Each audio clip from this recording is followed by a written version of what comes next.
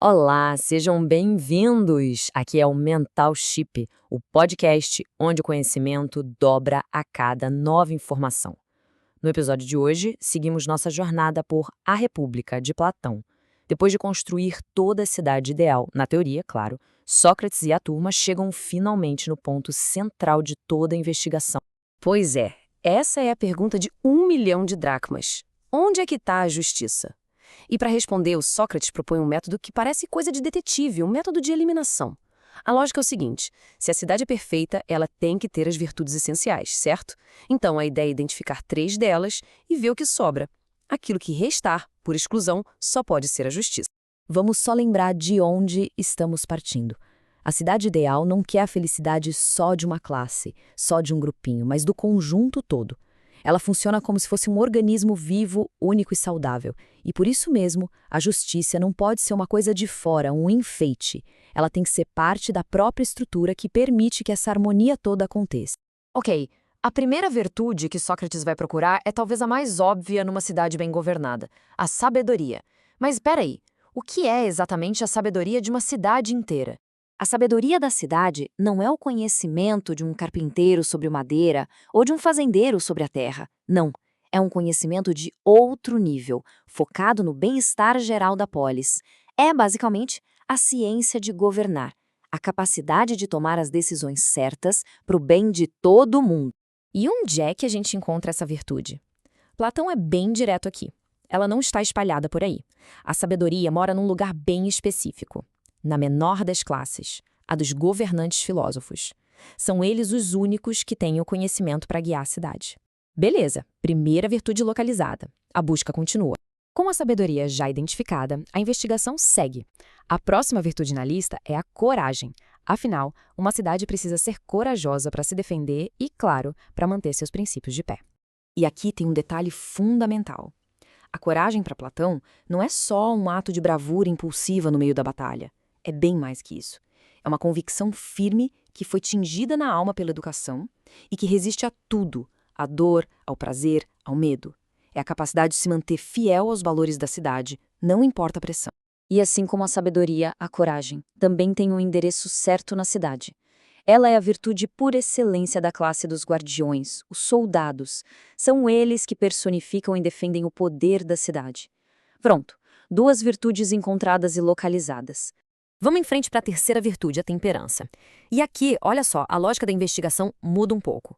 Porque diferente das outras 2, a temperança não fica confinada numa classe só.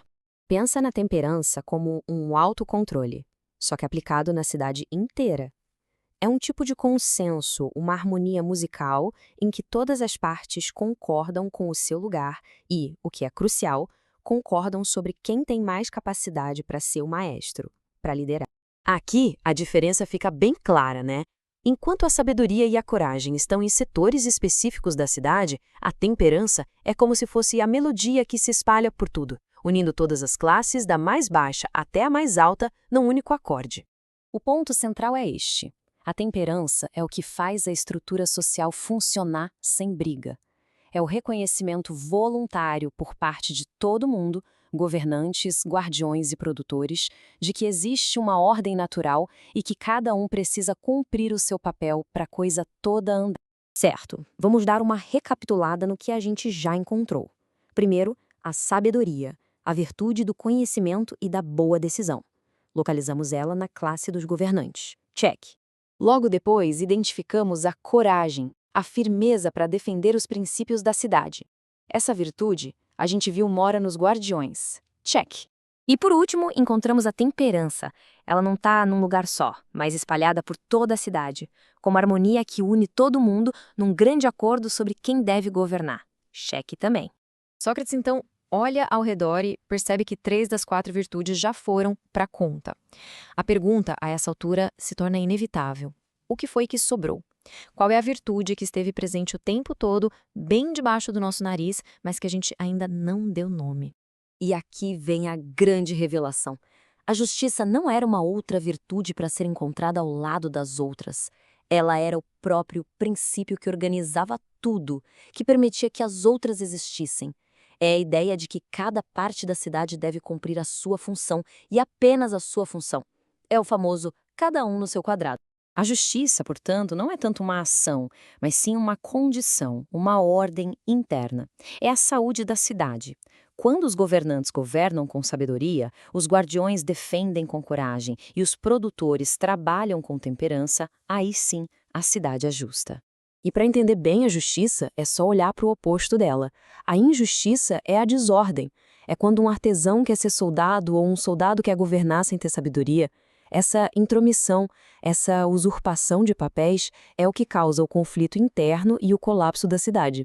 É muito importante a gente notar que essa definição de justiça supera todas aquelas que foram discutidas e derrubadas lá no começo do livro. Não se trata só de seguir regras cegamente ou da vontade do mais forte. É algo muito mais profundo. É sobre uma harmonia funcional, interna.